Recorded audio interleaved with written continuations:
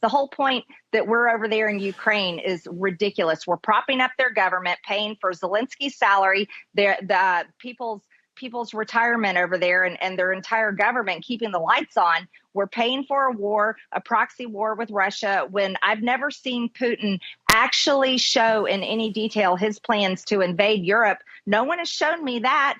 So I don't believe the lies that I'm being told about this. But we have a real war that has been declared on America, and they're killing over 300 people a day. And that's being waged by the Mexican cartels, not the Mexican government, but the Mexican cartels that is basically running our border and obviously controlling our country. This is Marjorie Taylor Greene showing her extensive geopolitical strategic expertise by describing how she sees Russia's invasion of Ukraine. She says it's a lie that Putin plans to invade Europe because she hasn't seen Putin's detailed plans. Of course, that would be news to the citizens of one of the most populous countries in Europe, which is currently being invaded by Putin. And look, we all know Marjorie Taylor Greene is not smart. That's not news here, but it is a reminder that Kevin McCarthy and the Republican Party promoted her to the Homeland Security Committee. She's getting classified briefings from our military, and surprise, surprise, she's embarrassing herself there as well. Here she is bragging about screaming profanities at U.S. military officials who were briefing her. And you you sat by and allowed this Chinese spy balloon that could have contained a bioweapon like Cohen. It could have contained a nuclear bomb, an EMP attack, or hypersonic missiles like the Chinese government, the CCP, has shown their own people of these weather balloons dropping hypersonic missiles. They show those on video. Absolutely. This is a common thing. They allowed, I said, you allowed this to go across the country, and then you want to stand up here and give us our excuses, your excuses on why you didn't shoot it down because you're gathering intelligence, or you didn't want to risk endangering anyone's lives. I said, that is the biggest bunch of bullshit. But the sad thing about all of this is, it's not just Marjorie Taylor Greene who's just now repeating straight-up Russian propaganda when it comes to their invasion of Ukraine. Tucker Carlson recently sent a questionnaire to all of the current and potential 2024 Republican presidential candidates to pressure them to go on record opposing support for democracy and Ukraine. And remember, Tucker Carlson previously admitted on live television that he's rooting for Russia. So Hunter Biden didn't. I know Hunter Biden. I actually like Hunter Biden, but that's totally corrupt, and you know it. Why is it worse to ask about it than it is to do it? Because people are dying on the front lines. You think it's a joke? Why do I care? Why do I care what's going on in the conflict between Ukraine and Russia? And I'm serious. Why do I care? I'll tell you why. And why shouldn't I root for Russia, which I am? So Tucker sent this questionnaire to Republican candidates, and the response from Ron DeSantis especially stood out. DeSantis had previously been asked how he would actually handle the war in Ukraine as president instead of just criticizing Biden. I know, a novel concept. And according to the reporter, he completely lost his cool and refused to answer. His response was, quote, "I think I've said enough," and then demanded the reporter change the subject.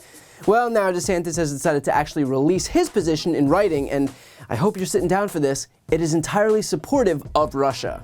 And then maybe the most newsworthy response that we received was from Florida Governor Ron DeSantis. DeSantis has well-known views on many topics, of course, but until tonight, no one could really say with precision where he stood on the war in Ukraine, which is arguably the most important topic in the world. And now we know. DeSantis is adamantly opposed to the position that most Republicans in Washington have taken on Ukraine. DeSantis is not a neocon. Who knew?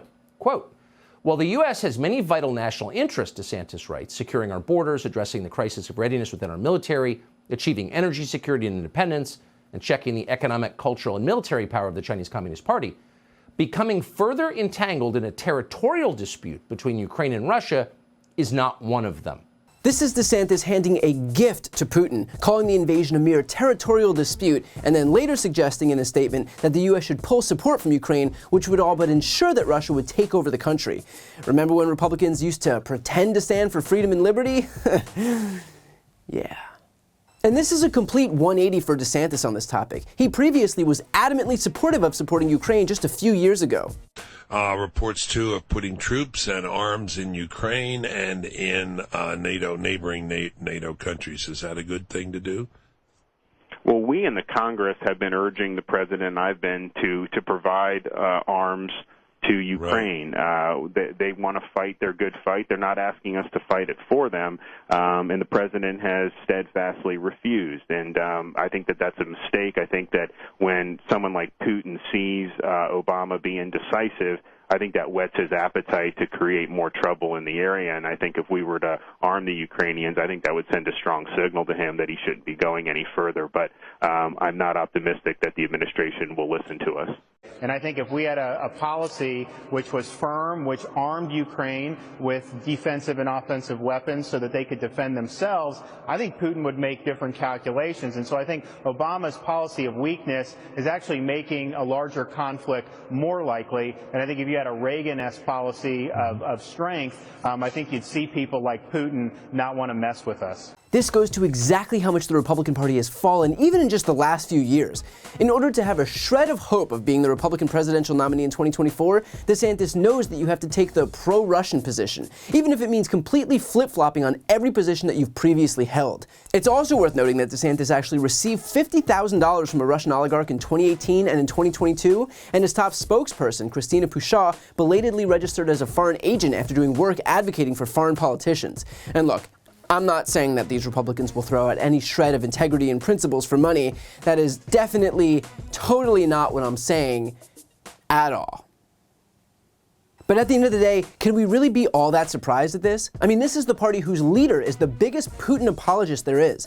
And if you've been paying attention lately, he's not stopped at all. Our foreign policy establishment keeps trying to pull the world into conflict with a nuclear-armed Russia based on the lie that Russia represents our greatest threat.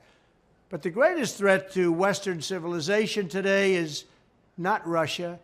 It's probably, more than anything else, ourselves and some of the horrible USA-hating people that represent us. Yep, you heard that correctly. According to Trump, Russia is not the greatest threat, it's actually Americans who are the greatest threat. And just to emphasize, all of this coming from the so-called patriotic pro-America party. But again, there is a pattern. Here's Trump saying that he believes Putin over U.S. intelligence agencies, and that was while he was president. With that being said, all I can do is ask the question. My people came to me, Dan Coates came to me, and some others. They said they think it's Russia. I have President Putin. He just said it's not Russia. I will say this, I don't see any reason why it would be, but I really do want to see the server. But I have confidence in both parties. I really believe that this will probably go on for a while, but I don't think it can go on without finding out what happened to the server. So given the fact that democracy is hanging by a thread around the world, that Russia is invading Ukraine in an attempt to undermine democracy, and that one of the two major political parties in this country is siding with the anti-democracy dictator, it's clear that the upcoming elections could not be more important not only for the future of America, but for the future of the world. It's not just Trump. It is Ron DeSantis, it's Marjorie Taylor Greene, it is the entire MAGA GOP. Before you go, a quick announcement. I've started a Spanish YouTube channel. Democrats desperately need to be able to appeal to Spanish-speaking audiences, so this is me doing my part. To help that channel get going in the algorithm so that we can finally start spreading our progressive message and breaking the conservative stranglehold on Spanish-speaking media, please subscribe and watch a few videos. The link to that channel, called Brian Tyler Cohen Espanol, is right here on this screen. And of course, to see more of my content in English, make sure to subscribe to this channel as well. The link is also right here on this screen. Thanks so much for watching.